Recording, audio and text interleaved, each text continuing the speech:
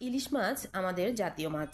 আর আমরা বাঙালিরা ইলিশ মাছ সবাই কম বেশি পছন্দ করে থাকি। তো আমি আজ চাল কুমড়া দিয়ে ইলিশ মাছ দিয়ে রান্না করেছি, তো ভাবলাম আপনাদের সাথে শেয়ার করি। আসসালামু আলাইকুম ভিউয়ার্স, কেমন আছেন সবাই? তো চলে এলাম আপনাদের জন্য আরেকটা নতুন রেসিপি নিয়ে। এখানে আমি ইলিশ মাছের আর চাল কুমড়ার জন্য যে মশলা লাগবে সেগুলো দিয়ে দিয়েছি। পেঁয়াজ কষিয়ে সেখানে হলুদ, মরিচ, ধনে গুঁড়ো, আদা রসুন বাটা দিয়ে ভালো করে পানি দিয়ে একটু কষিয়ে নেব। এরপর এখানে আমি ইলিশ মাছগুলো দিয়ে দিব। মশলার মধ্যে ইলিশ মাছটা কষিয়ে নিলে কিন্তু বেশ ভালোই লাগে খেতে। আর যারা পছন্দ করেন না তারাও অনেকে ভেজে নিয়ে থাকেন, আমিও অনেক সময় ভেজে দিই। তো আজকে ভাবলাম একটু কষিয়ে নেই মাছটাকে।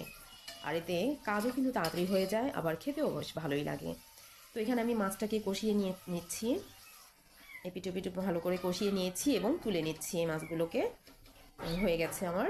এখন আমি এখানে টমেটো একটা কেটে দিয়ে দিলাম, এটাকে একটু কষিয়ে নিব। আর সাথে চাল কুমড়াগুলো কেটে ভাপ দিয়ে রেখেছিলাম সেগুলো দিয়ে দিচ্ছি। শুনেছি ভাপ দিয়ে দিলে নাকি যাদের একটু গ্যাস্ট্রিকের সমস্যা থাকে সেটা হয় না, এটার মধ্যে নাকি একটু গ্যাস হয় চাল কুমড়ায়। তো একটু ভাপ দিয়ে পানিটা ফেলে দিলে ভালো। তো এইভাবে আমি এটাকে ভালো করে কষিয়ে নিচ্ছি। এরপর আমি এখানে একটু পানি দিয়ে দিয়েছি আর সাথে লবণও অ্যাড করে দিলাম স্বাদ অনুযায়ী।